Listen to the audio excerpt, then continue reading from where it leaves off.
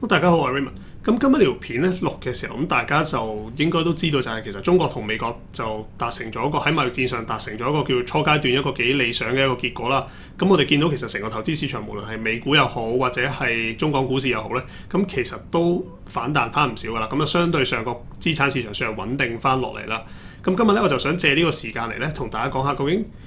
我哋睇咗特朗普呢頭100日嘅政策咧，對於之後喺佢成個任期入邊咧，有啲咩部署上有咩值得係留意嘅地方啦。咁如果你講翻成個貿易戰，咁其中一個頭先講過啦，就係關稅係一個好重要嘅部分，尤其是係美國對於進口嘅商品收嘅一個關稅嘛。咁其實市場上比較擔心一樣嘢就係收呢個關稅咧，係會拖累到美國個經濟，因為消費者其實就會相對上就可能係啲嘢會俾貴咗錢。咁最簡單就係咁樣去睇啦。咁令到咗一樣嘢就係美元咧，其實對於全球其他嘅貨幣咧都係變弱咗嘅。尤其是如果你年頭到而家睇翻美匯指數，大概年頭可能係108左右咁嘅水平，咁回落翻去到而家咧，咁其實就喺100附近左右震盪。咁大家睇翻旁邊嗰張圖，左手邊都會見到就係對於好多唔同嘅地區嘅貨幣嚟講，咁其實亦都有唔同程度嘅一個波動啦。咁特別係一啲如果出口相關嘅，咁個波動就會更加大啦。咁我哋見到整體上嚟講咧，尤其是亞洲區嘅貨幣咧，普遍都係一個升值嘅。咁大家如果有留意新聞嘅，咁喺早1-2個禮拜嘅時候咧，亦都見到呢個港元亦都係觸及咗呢個強方保證啦。咁好啦，咁對於實際上嚟講，對於大家投資者個影響點咧？咁我哋其實就認為預期咧，佢特朗普成個任期入邊咧，美金個走勢咧，亦都有機會偏弱嘅。咁過去嗰幾年，大家就係見到美國股市又好，債市又好，其實相對上喺全球嚟講都係非常吸引啦。美國股市做得好好，美國嘅債息就算係講緊風險上偏低嘅美國國債都好咧，咁個息率亦都係非常之吸引啦。咁好啦，咁但係之後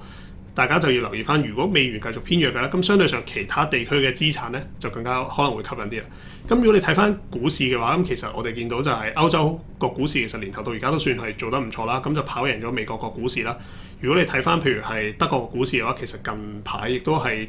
做得非常之唔錯，亦都創咗新高啦。咁呢啲咧係其中一啲原因咧，驅使到我認為其實跟住落嚟咧，如果個貿易戰係繼續維持住呢個咁嘅狀況嘅話，亦都係美國政府想要達到咗，就係希望透過美金偏弱去支持翻佢嘅出口啦，同埋減少翻佢進口呢一個情景嘅話咧，咁如果美金偏弱嘅話，其實對於其他地區嘅資產亦都有一個支持喺度嘅。咁尤其是係大家過咗咁多年，美國個資產市場做得咁好嘅時候咧，好多時大家個倉位都係令到好集中咗，相對上一啲美股啊、美債入邊咁，呢個咧就可能係時候咧考慮一下會唔會分散去其他唔同嘅地區啦。咁特別要留意嘅咧就係債券投資咧，因為頭先提到就係美匯指數年頭到而家其實大概就已經跌咗，我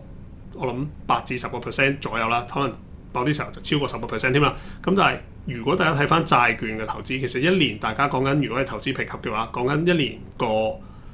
即係個收益率可能大概都只係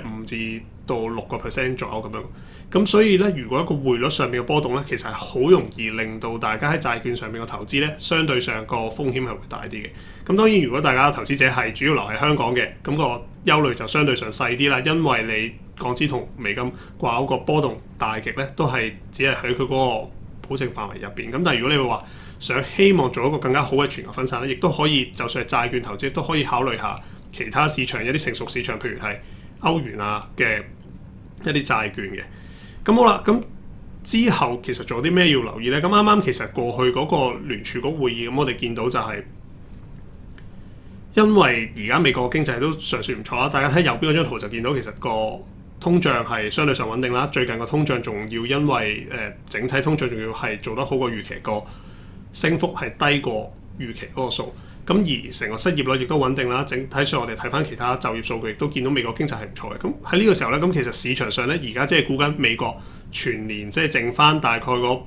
半年多少少咧，只會減2次息嘅啫。咁如果